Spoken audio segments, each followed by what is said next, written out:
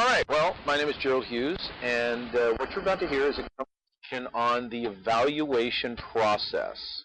So that once a client has filled out the learning style profile, you're going to have a conversation over the phone, discuss it about some of the possibilities that you as a learning specialist can make available to the person, the child, and the next step is going to bring them into the office and do what we call an informal evaluation. Now, this is not for diagnosis. This is generally not a treatment at the first meeting. Although I will often run the child through a few exercises, like probably like a homolateral crawl, a cross crawl. I will do maybe some visualizing exercise to kind of start bringing them down as I'm building rapport, relaxing the child, and then I may or may not take them through a spelling strategy, often with the word success, and just as a demonstration to the parent that here's an example of how we might teach this child to learn. And I'd probably cover this in the conversation, but here's kind of it's kind of a reverse catch-22, if you will. It doesn't matter if the child is successful or not with the spelling strategy. If they are successful, you can immediately point to yes. So here's a child with an awesome imagination, awesome visual spatial acuity, excellent memory, but no one has tapped into this. No one has taught the child how to use this awesome memory. If the child completely fails and can't see the letters when he or she closes his eyes, he can't keep the letters straight, can't keep track of the letters visually, and this is a word that he's looked at in colorful, bold letters just 15 seconds ago. Well, then you can point to the parents, or you can bring up to the parents' attention that, look, this is a serious problem. How is this child supposed to read? How is this child supposed to spell when they can't see the letters in their head? There's no map, if you will, in NLP terms. So either way, it works as a demonstration of kind of how you're going to help the child. So again, this is the conversation coming up. We're going to walk through step by step, and you should have in front of you the evaluation form that we typically use at the Learning Center. This isn't gospel, it's just a guide, but hopefully this will help you in your work. All right. So here's what I want to go over. We're going to get their learning style profile. It looks a little like this. It's the one you filled out. When I sit down with the younger kids, I typically introduce myself as a coach, a learning coach. So it's not teaching, it's not tutoring, it's not counseling or therapy, right? It's like your soccer coach. So after I introduce myself as a coach, the place I start with is asking them, what are they good at? What do they do for fun? What do they enjoy? And this is two things. I'm building rapport. I'm starting to anchor some good feelings with them. And then I'm also getting a feel for their strengths, not only from the mother's point of view, from the child's point of view. I'm looking for, where they feel positive about themselves and about their life. Just like you would do with almost any client, using NLP. Then after we've spent a couple of minutes on that, I'm going to say, all right, so you got all this stuff going on. What would you say are your struggles? What would you like to change? What would you like to make easier or faster or more fun about school? And now I start to hear, okay, well, reading sucks and this and blah, blah, blah, and I so we spent a little bit of time on that. The next thing I do is, and I'm going to send you this too, it's a little checklist that I use at my evaluation. We kind of go through a couple of things. The first question I usually ask them is, imagination is really important when it comes to learning. Just for fun. If I was standing in front of your house and I was looking at your house from the street, how many windows would I see? And I'm watching them. I want to see. Are they going to visual construct or visual recall? Are they, going into an auditory dialogue or an auditory? Is there a kinesthetic around just answering a simple question about their house? So I'm making little notes and whatnot about this all. One of them I say, you know what, just for fun. This is not testing. You know what? After we're talking for a while, just for fun, how would you say the alphabet if I asked you to skip over every other letter? Can you do that? Can you say the alphabet but only say every other letter? And it doesn't matter how they do. What I'm looking for is their strategy. Visual, auditory, digital, visual, kinesthetic. Is it positive K, negative K? How are they doing that? And I mark it down. Most of the guys you'll work with, you're not going to even see them go to auditory. They will almost never go to auditory. Now, here's something that you may have never heard before. In NLP, we learned about strategies, but what I've found is that almost everyone, especially kids, they have 2 strategies for each task. They have their primary strategy, which is almost always connected to their natural learning style. It's very simple, very elegant. It's like, look up and see it. Look up and see it, and give the answer. So you'll see this when I start out with the easy spelling words like fish. Okay? I'll say, just for fun, spell fish. And the child will go, F-I-S-H. Spell house, H-O-U-S-E. It's instant. Okay? Now, just for fun, spell success. Let's see. S-U-C-S-U-C.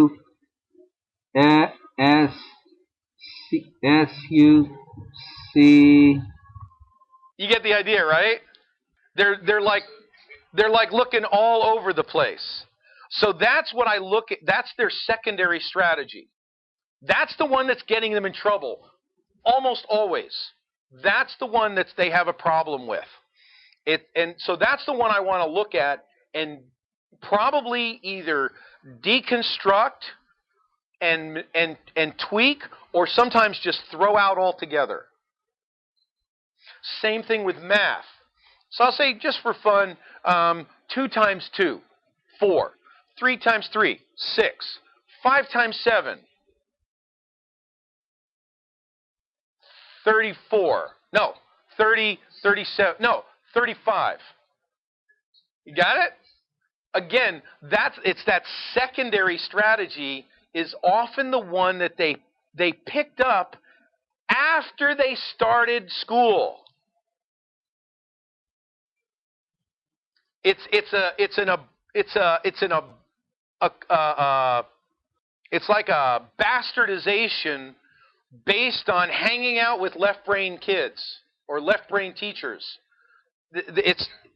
It's when they hit this certain level of complexity, and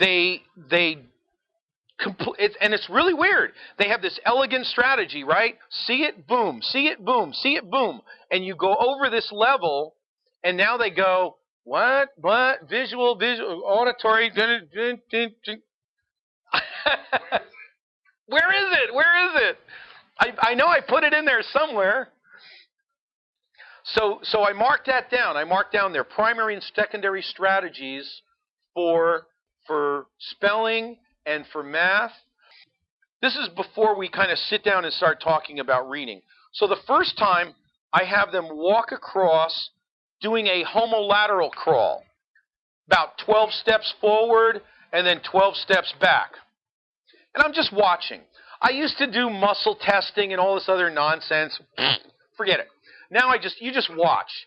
You can tell if a child is boom, boom, boom, boom, boom, boom, or whether they're thinking about it, right? And so after they do the homolateral crawl, I say, okay, let's do something a little bit different.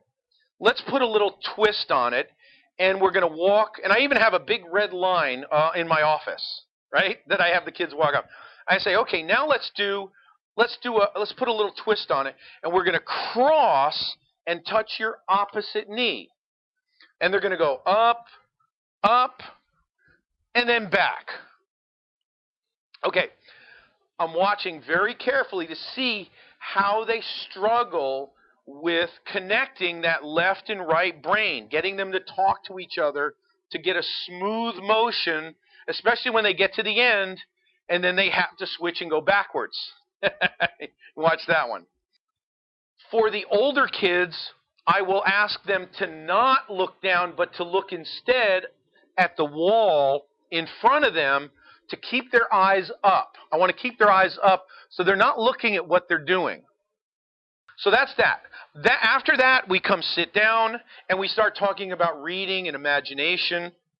For some of the older kids, I may ask them to say the alphabet backwards, just to see where it goes, just to watch their reaction and to see, do they go to auditory digital? Do they try to sound out the word going back, the sound going backwards, whatever. And then I usually ask them something like, so just for fun, how would it feel to walk on Jell-O? I may do this with their toes, on your toes. How would it feel to walk barefoot on Jell-O? And again, I watch. It's very revealing.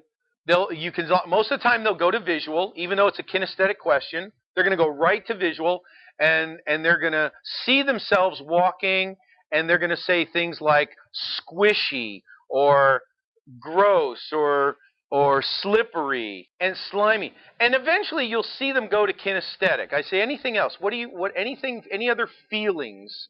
And eventually you'll see. And 97% of the time, they're right hand, normal, organized. I've only in 5 years I've come across maybe 3 kids that were reverse organized. Very, very rare. Then I go through a series of questions about their reading. Do you have trouble with comprehension?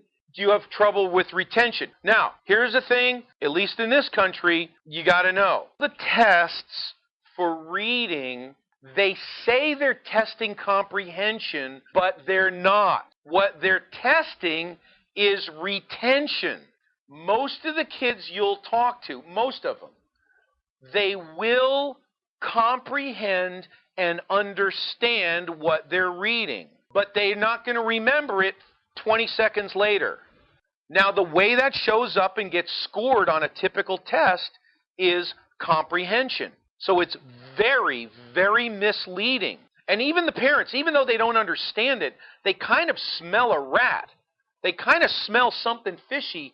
But wait a minute, my child understands this, but they say he can't read. So I make that distinction for them, that there's a difference between comprehending what you read and remembering it, retaining it. I also want to know, do they skip words? Do they substitute words? Do they mix up the small words, the, and, for, from, was, saw, or make them up? And I point out to the parents, that's in there too, where they substitute the words. And I point out to the parents, just think of the thought process that it takes to be reading along and without skipping a beat, take a word that begins and usually ends with the same letter and means sort of the same thing, but it's a different word, and you stick it in there. That's a pretty amazing skill. I defy most people to even try to do that. And unless you were looking over their shoulder, you would never know. Never know. So that's that substituting words. Do they lose their place either going across the line or when they come back to the next line? Very revealing. When you're reading, are the words clear? Can you clearly see the letters? Some kids will say, well, sort of, they're a little blurry. How about this one? When you're reading, do you ever notice that the words sometimes jiggle or jump off the page? You'd be surprised how many kids say yes. That's an eye tracking thing. Do they tilt their head typically to the left or the right when they read? This could indicate a misalignment with the eyes, with the horizon. That's something that is probably beyond our scope. Eye strain, tires quickly, headaches. Are the words blurry? Do they fade in and out? Do you notice the child squinting? Some of these could indicate Irlen syndrome, like where the words are kind of like holograms. They're floating in and out. They have trouble seeing them. And what you'll see next is I test for, in addition to this, I also test for eye tracking. And I take usually a colorful marker, like maybe red or something like a target. And I'm going to ask the child, I'm going to say, just for fun, well, actually, no, I'm going to do something in the middle here.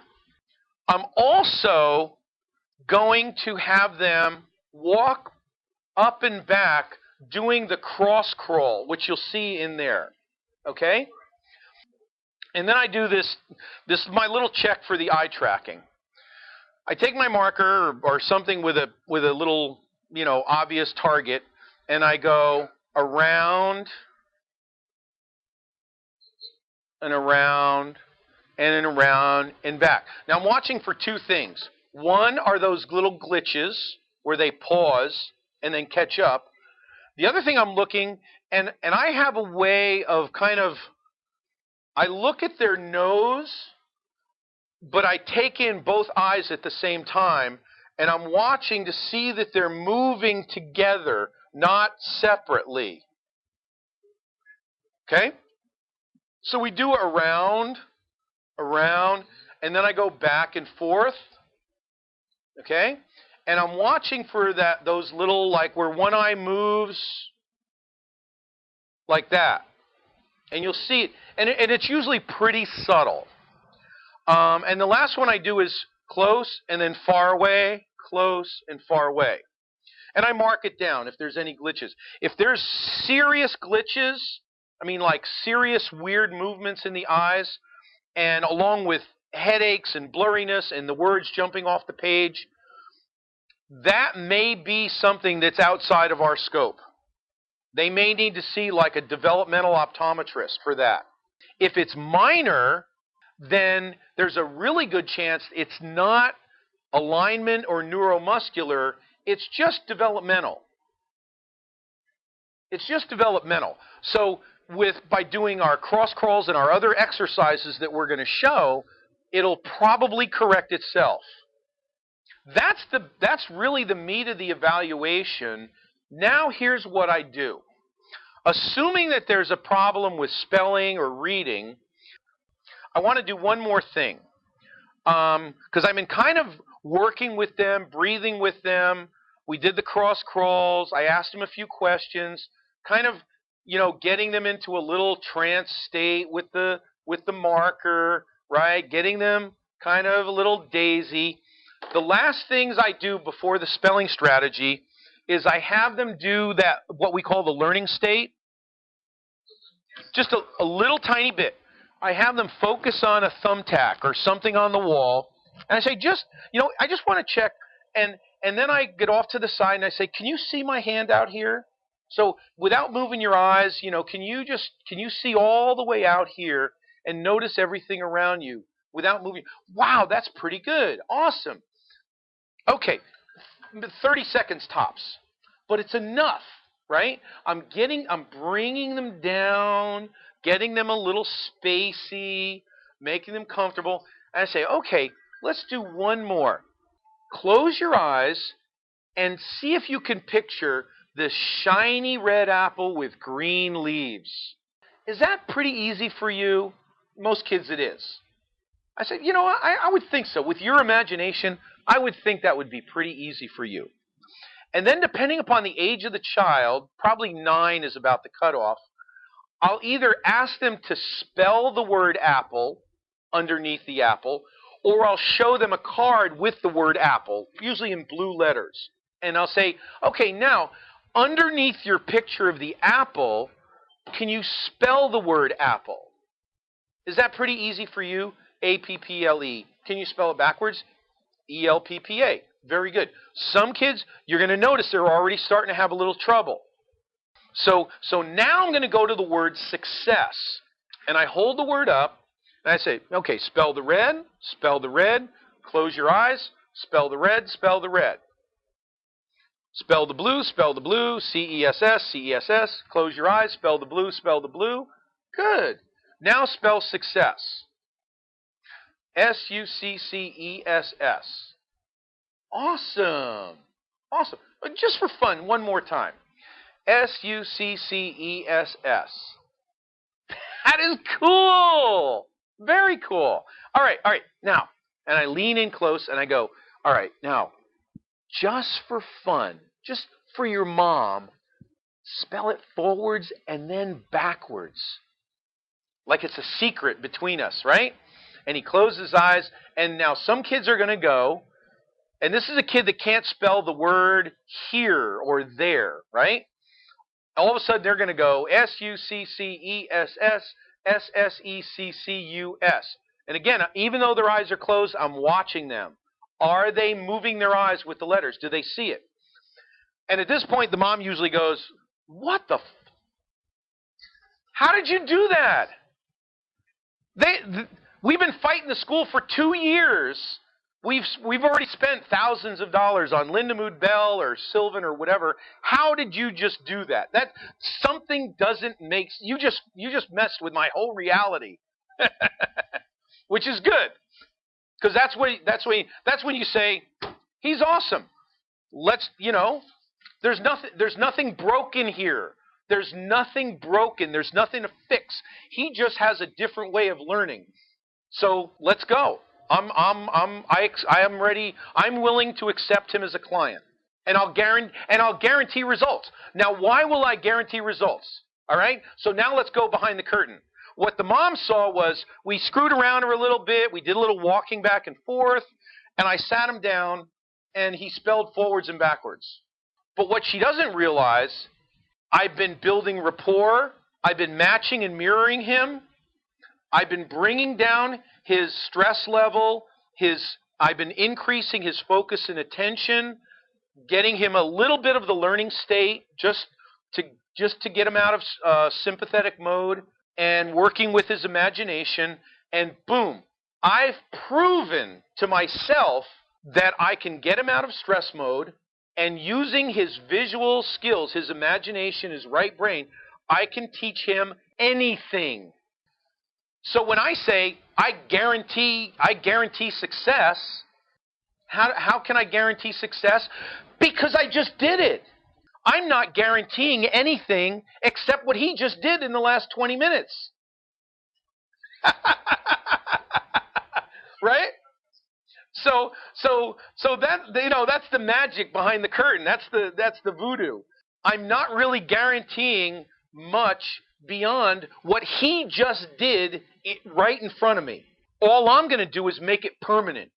I'm going to work with his home environment, his skills, his communication with his mother to support him in his learning style. And of that plus the skills, he's going to be good to go. In addition to that, we're going to give them specific recipes for memorization, for spelling, for writing, compositions. We're going to give them strategies for test preparation, for test taking, for building their confidence, their self-esteem. We're going to give them solid anchors for focusing in the classroom and what we call visual listening or active listening. So here's one thing to look out for. When you do the spelling strategy, you hold up the card. Most kids, even if they're struggling with reading, they're going to be able to spell it forwards and backwards, and you're going to be able to see their eyes move. S-U-C-C-E-S-S-S-S-E, right? Occasionally, you're going to see this. They're going to look at the card, they're going to close their eyes, and they're going to go S-U-S-E-C. Wait a minute. Got it. S-U-C-S-E. What? So, in other words, what you notice is that as soon as they take that card away, as soon as you take that card away and they close their eyes, those letters are gone. There is no, what we would call, map in here. There's no map of the alphabet at all. And that's going to be the source of their struggle.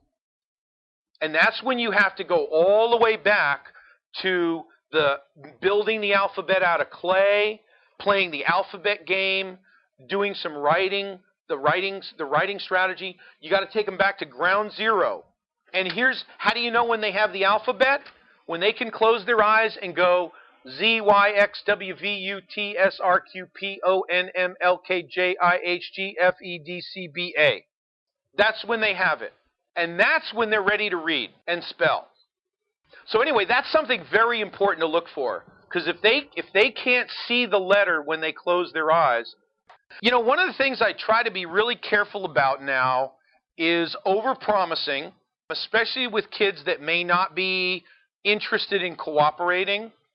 It's like, sometimes the NLP stuff will kick in and I'll get them to buy into it and get some cooperation. And the other half of the time, I haven't been able to make it happen. And of course, if they're not interested in succeeding in that area, it's just not a lot I've found you can do to force them. You can put it out there. So I'm very wary of kids that are kind of at that point of resignation.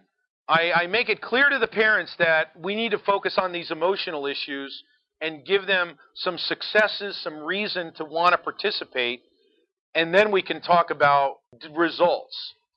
And then the other thing I try to be careful about is, things like Earlin syndrome or serious eye problems that are going to just totally get in the way of the child's struggle.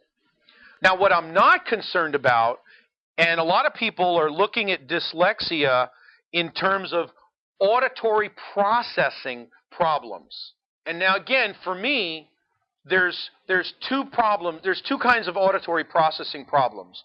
One of them is what I would say is neurological. And it's the way the ears are wired up. They're out of sync. There's something wrong. And that's way outside of our scope. But it's also relatively rare. It's like 1 in 100 versus 1 in 10. Or 1 in, 1 in 5.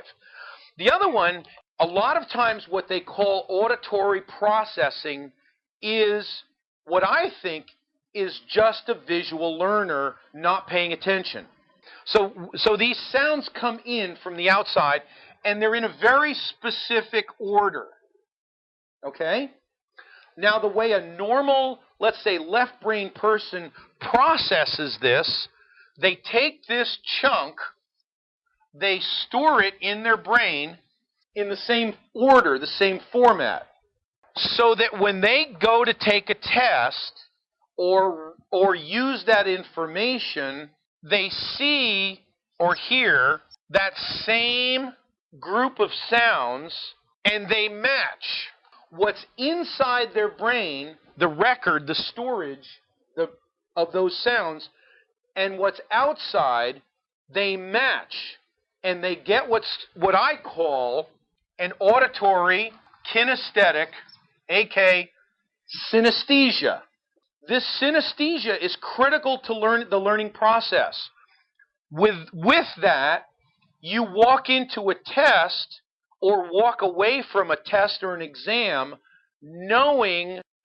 literally knowing how many answers you got right or wrong. You're able to walk into a test with confidence. You walk away from the test with confidence. You look at the question, you know what the answer is. Plus, this group, as a group, these guys are matchers. The way they figure out what the answer is they match the question with the answer. Most kids that are ADHD or dyslexic, by their nature, they're mismatchers. They're outside-the-box thinkers, they're mismatchers, they're puzzle solvers. So they don't look at that question and answer as something to match together. They look at it as a puzzle to be solved. So the last thing that happens, in addition to this whole mismatching thing, they get this series of sounds. But these sounds are coming at them at 3 to 4 words per second. Whereas their visual brain is operating at 30 images per second.